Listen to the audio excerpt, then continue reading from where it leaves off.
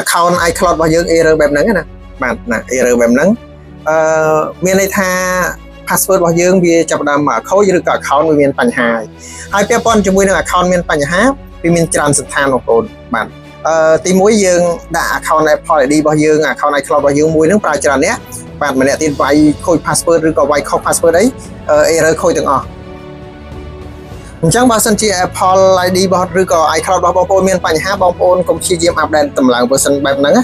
បាទនេះកុំឲ្យតម្លើង version ខ្ពស់ដូចគាត់ចឹងអញ្ចឹងវាអត់ support មួយ tool របស់យើងទេតែបើអត់ទាន់ error បែបហ្នឹងទេបងប្អូនតម្លើងបានតែអត់មាន password អីបងប្អូនអាចយកមកដោះដាច់បានណាយើងអាចដោះបានកុំឲ្យ download error បែបនេះ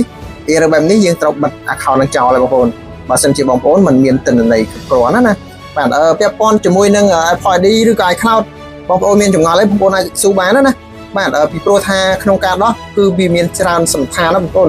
មានច្រើនទម្រង់ណាក្នុងការដោះបាទដំណោះស្រាយគឺផ្សេងគ្នាបងប្អូនអាចឆាតសួរបន្ថែមបានណាពាក់ព័ន្ធនឹង iCloud